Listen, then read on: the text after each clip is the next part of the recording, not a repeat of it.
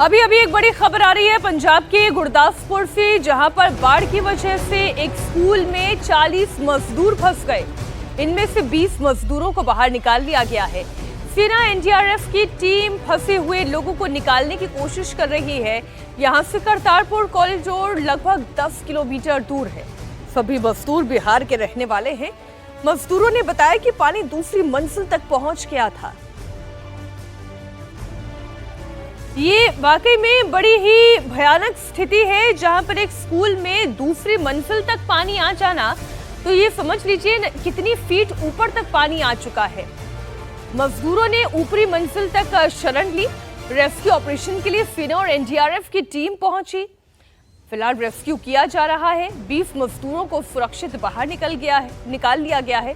कुल 40 मजदूर इस स्कूल में फंसे हुए हैं। गुरदासपुर की तस्वीरें आप देखेंगे तो हैरान रह जाएंगे। रावी नदी के पानी ने पंजाब में कितनी तबाही मचाई है, उसकी एक और तस्वीर है। इस वक्त हम डेरा बाबा नानक के रास्ते पर मौजूद हैं और यहाँ पर अगर आप तस्वीर देखेंगे तो चारों तरफ पानी ही पानी नजर आ रहा है। एनडीआरएफ की टीम और जो बाकी प्रशासन है वो यहाँ पर इस वक्त मौजूद है। और यहाँ पर एक केरला स्कूल है जहाँ पर करीब 50 से 60 मजदूर जो हैं वो फंसे हुए हैं। उनको बचाने के लिए रेस्क्यू ऑपरेशन यहाँ पर चलाया जा रहा है। अभी करीब 15 से 20 मजदूर जो हैं उनको निकाला गया है और बाकी के अभी भी जो हैं वो वहीं पर फंसे हुए हैं। बात करते हैं यहाँ पे। क्या नाम है आपका? सर राम जी नाम है। कहाँ स्कूल में फंसे हुए थे? हाँ असुर में सर। कितने लोग फंसे हैं? 20 आदमी आ गए। 20 लोग फंस गए। अभी और भी लोग? हाँ हाँ हाँ सर। तो कैसे कब निकाला गया आपको? अभी निकाला। 2 ताला से सर बढ़ गया। हाँ 2 ताला के नीचे पानी चल गया है। अच्छा, 2 मंजिल ऊपर पानी? हाँ 2 मंजिल ऊपर पानी चल गया। तो फिर आप छत पे थे? हाँ छत पे ऊपर वाला पर है। अच्छा हाँ सर। तो अभी कितने वहाँ पे फंसे हुए हैं? अभी कितना होगा? 15-20 आदमी होगा। 15-20 अभी? हाँ हाँ। कितने लोग थे वहाँ पे?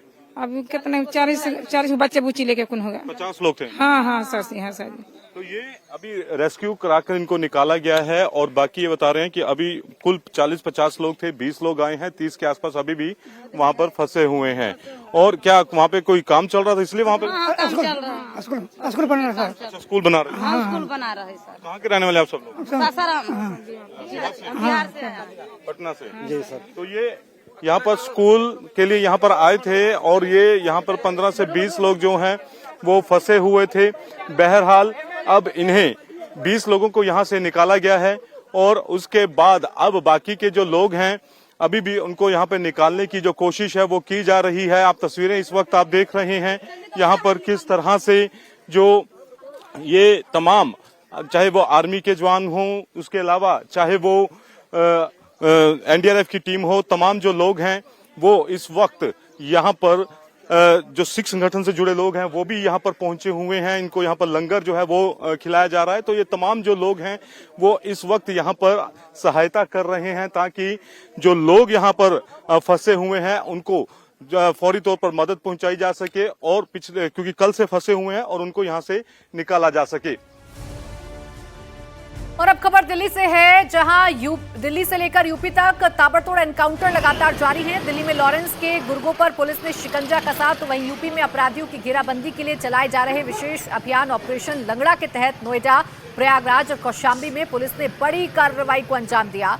पुलिस का मकसद अपराध को जड़ से खत्म करना है, जिसके तहत लगातार अपराधियों पर यह कार्रवाई की जा रही है। अपराधियों को पकड़ने के लिए पुलिस उनकी पैर में गोली मार रही है। चाहे राजधानी दिल्ली हो, प्रयागराज, नोएडा या कौशाम्बी, हर जगह इस ऑपरेशन का असर देखने को मिल रहा है। इसी खबर से जुड़ी हुई बड़ी जानकारी आपको दे दें। उत्तर प्रदेश में ऑपरेशन लंगड़ा जारी है। अभी खबर नोएडा से ही आ रही है। नोएडा के सेक्टर 133 में पुलिस और बदमाशों के बीच मुठभेड़ हुई। मुठभेड़ के दौरान एक बदमाश के पैर में गोली लगी। बदमाश के पास से पुलिस ने तमंचा, कारतूस, चोरी की बाइक सब बरामद कर लिया है। बताया जा रहा है कि ज़ोडिएक चौराहे के पास चेकिंग कर रही थी पुलिस और तभी बाइक पर सवार 2 संदिग्ध युवक पुलिस को देखकर वहां से भागने लगे। पीछा करने पर बदमाशों ने पुलिस की टीम पर फायरिंग कर दी। जवाबी कार्रवाई में एक बदमाश को गोली लगी है। कॉम्बिंग के दौरान पुलिस ने दूसरे आरोपी को भी गिरफ्तार कर लिया है। पकड़े गए बदमाश लगातार चोरी को अंजाम दे रहे थे। नोएडा के बाद अब प्रयागराज की बात करते हैं। प्रयागराज से भी एनकाउंटर की एक बड़ी खबर आ रही है। प्रयागराज में पुलिस और बदमाशों के बीच एनकाउंटर हुआ है। एनकाउंटर में पुलिस ने 25,000 के इनामी बदमाश को गिरफ्तार किया है। पकड़े गए बदमाश के पास से तमंचा और कारतूस बरामद किए गए हैं। ऑपरेशन शिकंजा के तहत पुलिस ने कार्रवाई की है। पुलिस के मुताबिक चेकिंग के दौरान बदमाश को रोकने की कोशिश की गई तो उसने पुलिस पर फायरिंग कर दी। जवाबी कार्रवाई में पुलिस ने भी कई राउंड फायरिंग की, जिसमें गोली बदमाश के पैर में लगी और पुलिस ने बदमाश को गिरफ्तार कर लिया। पकड़े गए बदमाश पर पहले से कई मुकदमे दर्ज हैं। अभी एक और बड़ी खबर उत्तर प्रदेश के कौशाम्बी से आ रही है, जहां पुलिस और बदमाशों के बीच मुठभेड़ हुई है। पुलिस की जवाबी कार्रवाई में बदमाश को गोली लगी है। घेराबंदी कर पुलिस ने बदमाश को गिरफ्तार कर लिया है। पकड़ा गया बदमाश 6 दिन पहले लूट को अंजाम दे रहा था और पुलिस ने जब बदमाश को पकड़ने के लिए कोशिश की तो बदमाश ने पुलिस पर फायरिंग कर दी। जवाबी कार्रवाई में बदमाश को गोली लगी और वो पकड़ा गया। ऑपरेशन लंगड़ा के तहत लगातार पुलिस कार्रवाई कर रही है। इससे बदमाशों में भी दहशत है, चाहे वो चोरी का मामला रहा हो या फिर कुछ और। पुलिस लगातार अपराधियों पर नकेल कस रही है। ऑपरेशन लगातार चलाया जा रहा है। प्रयागराज में पुलिस और बदमाशों के बीच एनकाउंटर की खबर हमने आपको बताई। इधर कौशाम्बी में भी कुछ वही सूरत हाल है। बदमाशों ने भागने की कोशिश की तो पुलिस ने भी गोली चला दी। अभी बड़ी खबर दिल्ली से आ रही है। न्यू अशोक नगर में स्पेशल सेल और लॉरेंस गैंग के गुर्गों के बीच मुठभेड़ हो गई है। पुलिस ने जवाबी कार्रवाई में 2 बदमाश यानी कि कार्तिक जाखड़ और कवीश को गिरफ्तार किया।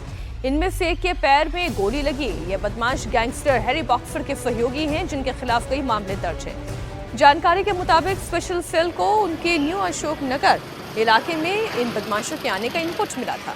इसके बाद स्पेशल सेल की टीम ने जाल बिछाया, पकड़ने की कोशिश की, लेकिन पुलिस पार्टी पर ही जब फायरिंग हो गई, इसके जवाब में पुलिस ने एक बदमाश के पैर में गोली मारकर इन्हें काबू कर लिया। एनकाउंटर में एक बदमाश के पैर में गोली लगी है। दिल्ली के न्यू अशोक नगर में पुलिस और बदमाशों के बीच में एनकाउंटर हुआ, जिसमें एक बदमाश के पैर में गोली लगी।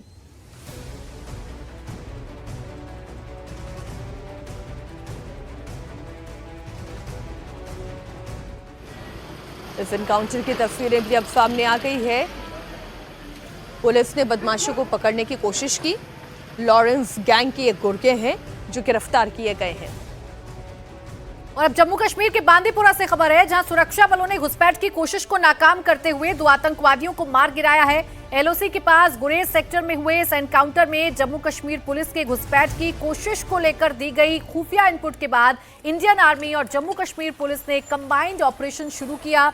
सुरक्षा बलों के देखते ही आतंकवादियों ने अंधाधुंध फायरिंग शुरू कर दी। जवाबी कार्रवाई में सेना ने 2 आतंकवादियों को मार गिराया। इलाके में अभी भी सर्च ऑपरेशन चलाया जा रहा है, लेकिन बांदीपुरा में आतंकवादी घुसपैठ की नाकाम कोशिश करते हुए धर दबोचे गए हैं। सेना ने पूरे इलाके में मोर्चा संभाल रखा है। सेना की तैनाती है और पूरे इलाके में अभी भी सर्च ऑपरेशन चलाया जा रहा है। एक खुफिया जानकारी के मुताबिक सेना ने कार्रवाई की है। जैसे ही आतंकवादियों ने सेना को अपनी तरफ बढ़ते देखा, फायरिंग शुरू कर दी और इस मुठभेड़ में दोनों आतंकियों को सेना ने पकड़ लिया है, धर दबोचा है। गुरेज सेक्टर में ये नाकाम कोशिश आतंकियों की तरफ से की जा रही थी। सीमा के उस पार से घुसपैठ की कोशिश आतंकवादी कर रहे थे। इसकी जानकारी, इसका इनपुट जैसे ही सेना को मिला, सेना ने मोर्चा संभाला और 2 आतंकवादियों को ढेर कर दिया है, यानी 2 टेररिस्ट को मार गिराया गया है। ये गुरेज सेक्टर के पास घुसपैठ की कोशिश नाकाम हुई है। और अभी बड़ी खबर दिल्ली से आ रही है, जहां मंडावली इलाके में गणेश पूजा पंडाल के पास एक युवक की चाकू से गोदकर हत्या कर दी गई। मृतक युवक की उम्र 22 से 24 साल है। हालांकि उसकी पहचान नहीं हो पाई है। आरोपी की भी अभी तक पहचान नहीं हो पाई है। बड़ी बात यह है कि उस युवक की हत्या बिल्कुल गणेश जी के मूर्ति पंडाल के बराबर में की गई। इसके बाद से कार्यक्रम भी रद्द कर दिया गया है। पुलिस इलाके के सीसीटीवी को खंगाल रही है। मौके पर फॉरेंसिक टीम ने सबूत इकट्ठा कर लिए हैं।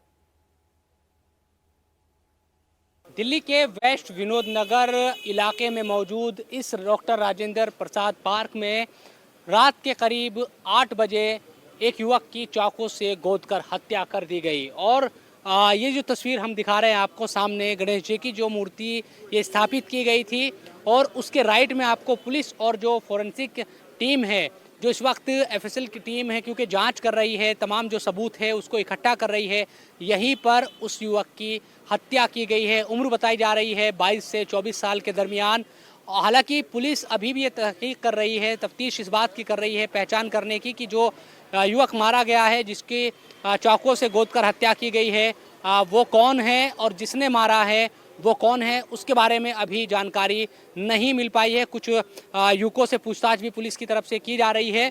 और यहाँ पर यह बताया जा रहा है कि आज ही यहाँ चूँकि गणेश जी की जो मूर्ति है उसकी स्थापना की गई थी और उस वक्त जब ये प्रोग्राम शुरू हुआ रात के समय, उसी वक्त जो गणेश जी की मूर्ति के राइट में आप देख रहे हैं, जहां इस वक्त पुलिस और जो एफएसएल की टीम है वो मौजूद है, वहीं पर उस युवक की चाकू से गोदकर हत्या कर दी गई। और अब बात महाराष्ट्र के विरार की, जहां इमारत हादसे से जुड़ी बड़ी खबर है। मौतों का आंकड़ा लगातार बढ़ता जा रहा है। अब तक 14 लोगों की मौत हो चुकी है। एनडीआरएफ की 2 टीमें रेस्क्यू ऑपरेशन कर रही हैं। मलबे से अब तक 2 लोगों को सुरक्षित बाहर निकाला गया है। विरार के नारंगी इलाके में कल 4 मंजिला रमाबाई अपार्टमेंट इमारत गिर गई थी, जिसमें कई लोग मलबे में दब गए थे, जिसमें से 14 लोगों की मौत की पुष्टि हो चुकी है।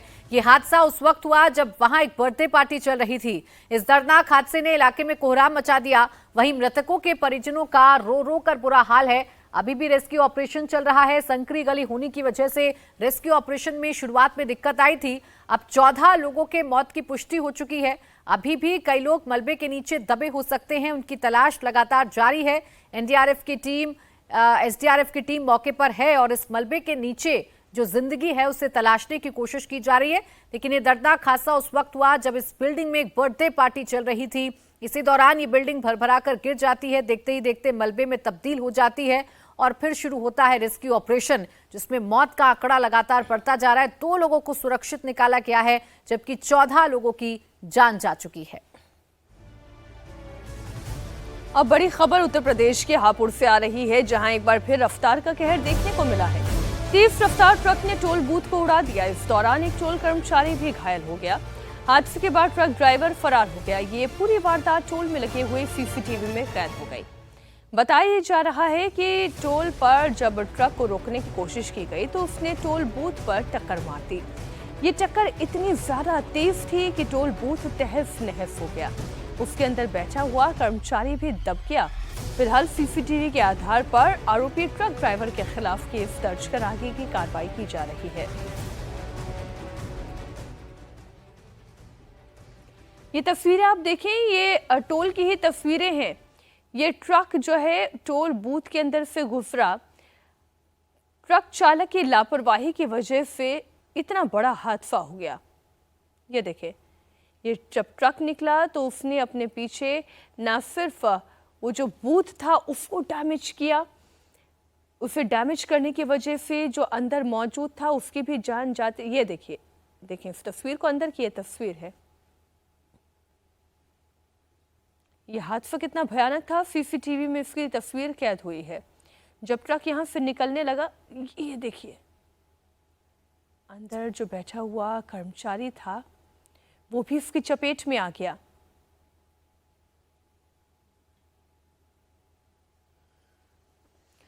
ये रफ्तार का कहर है। धीरे धीरे भी ट्रक निकाली जा सकती थी, लेकिन सवाल तो ये भी है कि स्पेस क्या नहीं थी, या ट्रक इतना बड़ा था, कैसे ट्रक फंसते हुए निकल रहा है, ये बात भी समझ से परे है। कोई एक तय चौड़ाई होनी चाहिए सड़क की, ऐसा भी नहीं है कि कोई बहुत ज़्यादा तेज रफ्तार में ये ट्रक ड्राइवर था। लेकिन टोल बूथ कैसे उड़ा, अंदर की सीसीटीवी कैमरे की ये तस्वीरें आप देख रहे हैं।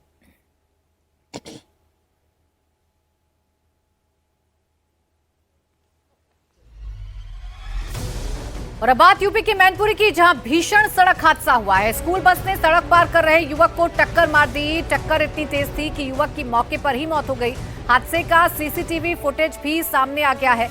ये तस्वीर आप देखिए, कैसे एक स्कूल बस शख्स को टक्कर मारते हुए, कुचलते हुए आगे बढ़ जाती है। इस दर्दनाक हादसे में इस युवक की मौत हो गई है। ये हादसा मैनपुरी का बताया जा रहा है। सड़क पर चलना अब कैसे असुरक्षित हो रहा है, एक के बाद एक आ रही इन घटनाओं को देखकर समझा जा सकता है। शख्स को पहले ये स्कूल बस टक्कर मारती है और टक्कर मारकर कुचलते हुए आगे बढ़ जाती है। टक्कर मारने के बाद भी ये शख्स जो है, ये गाड़ी जो है वो रुकती नहीं है। ये तस्वीर अभी उत्तराखंड के रुद्रपुर की आपने देखी, अभी यूपी के मैनपुरी की भी तस्वीर आपके सामने है।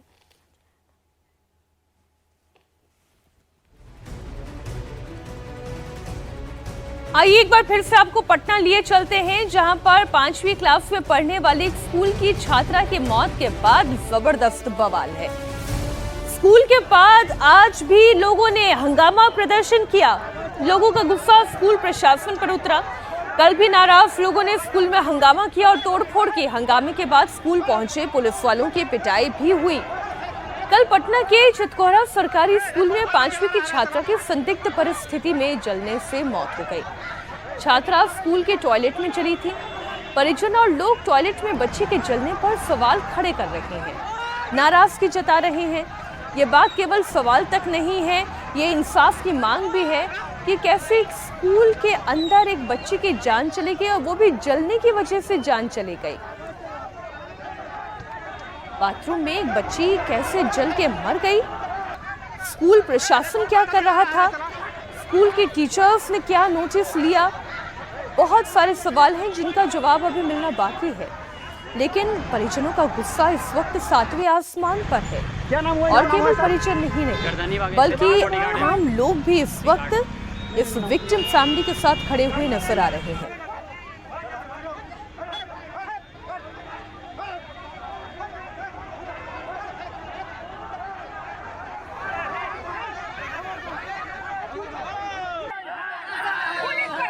ये तस्वीर इस वक्त आपके सामने है, बिहार की राजधानी पटना की ये तस्वीर है, जहां छात्रा की मौत के बाद परिजनों का गुस्सा कैसे भड़क उठा वो आपने देखा। छात्रा के परिजन मौत में साजिश की आशंका जता रहे हैं। परिजनों का कहना है कि उसकी हत्या की गई। स्कूल टीचर के रोल पर शक जताया जा रहा है। ये छात्रा स्कूल के टॉयलेट में जल गई थी। गंभीर हालत में उसे पीएमसीएच अस्पताल ले जाया गया, जहां इलाज के दौरान उसकी मौत हो गई। इस घटना के बाद आक्रोशित लोगों ने स्कूल में तोड़फोड़ की। साथ ही शिक्षकों और पुलिस टीम के साथ भी हाथापाई की तस्वीरें कैमरे में कैद हुई हैं। ये तस्वीर आप देखिए, स्कूल के अंदर जब परिजन इकट्ठा हुए, पुलिस उन्हें समझाने की कोशिश कर रही है, लेकिन एक छात्रा की मौत हुई है। 5वीं कक्षा में पढ़ने वाली एक मासूम की मौत हुई है। जाहिर सी बात है, परिजनों का गुस्सा 7वें आसमान पर है। परिजन ये जानना चाहते हैं कि छात्रा बाथरूम में कैसे जली। पुलिस समझाने की कोशिश कर रही थी, तो आप देखिए पुलिस पर भी जो थप्पड़ की बौछार है वो उस वक्त देखने को मिल रही है। कुर्सियां उठाकर तोड़फोड़ की जा रही है। पुलिस लगातार परिजनों को समझाने की कोशिश कर रही है, लेकिन परिजनों का ये कहना है कि ये टीचर्स की लापरवाही की वजह से हुआ है। हालांकि परिजन ये भी कह रहे हैं कि कोई साजिश के तहत बच्ची को जलाया गया है। आपको जानकारी दे दें कि स्कूल में बाथरूम के अंदर एक 5वीं कक्षा की छात्रा जली हुई अवस्था में मिली थी। उसे फौरन अस्पताल ले जाया गया था, लेकिन उसकी जान नहीं बच पाई थी। गर्दनी बाग में कन्या मध्य विद्यालय में एक बच्ची ने शरीर में आग लगा ली है और उसके बाद यहाँ काफी हंगामा हुआ है। आप लोग आई हैं स्कूल, आपकी बच्ची भी यहाँ पढ़ती है? जी सर, हमारी बच्ची। पता चला कैसे घटना हुई? ये बच्चियाँ अल्लाह लोग की कि कुछ कांड हो गया। जब आके देखा जाता है तो ये तो पूरा आग लगा हुआ था सर। आग लगा हुआ था तो सर इसके पीछे क्या कहानी है? वो बाथरूम कभी खुलता नहीं था, आज बाथरूम क्यों खुला? वो बाथरूम यूजलेस बाथरूम नहीं है, वो जब खुलता है कुछ ना कुछ कांड होता रहता है। इससे पहले भी बहुत कांड हो चुका है। किस क्लास की बच्ची? 5 क्लास की थी। जब मैंने सर से पूछा तो सर लोग भी इनकार कर दिए कि इस स्कूल की बच्ची है ही नहीं है, बल्कि इस स्कूल का ड्रेस पहनी ही थी। फिर जब पुलिस यहाँ पर आई तो पुलिस पर हमला क्यों हुआ? हमला इसलिए हुआ कि पुलिस हम लोग को सबको धक्का दे के भगा रहे थे। पुलिस मामले की जांच करने आई थी ना? करने नहीं आई थी, वो मैडम से बात कर रहे थे। जांच करने के लिए हम लोग को बोल देते, जैसे कि अभी एक प्रिंसिपल मैडम आई, वो हम लोग बोले कि शांत रहना, तो हम लोग सबको शांत है कि आप लोग टेंशन मत लीजिए, हम लोग सब कुछ जांच करें, तो हम लोग नॉर्मल हो गए सर। जी सर, मैडम लोग और ऊपर ये कर ली, क्या करिएगा, तो उस पर कोई भी गुस्सा आएगा, जिसकी बच्ची जाएगी उसको बहुत कुछ आएगा। नीतीश चंद्र हमारे संवाददाता इस वक्त यहीं पर मौजूद हैं। नीतीश, ये एक और पेरेंट बता रहे हैं कि वो बाथरूम जब खुला है तब कोई कांड हुआ है। इसका मतलब ये है कि वो कोई बहुत फंक्शनल बाथरूम नहीं था। पूरी कहानी क्या है, बिल्कुल समझ से परे दिखाई दे रही है।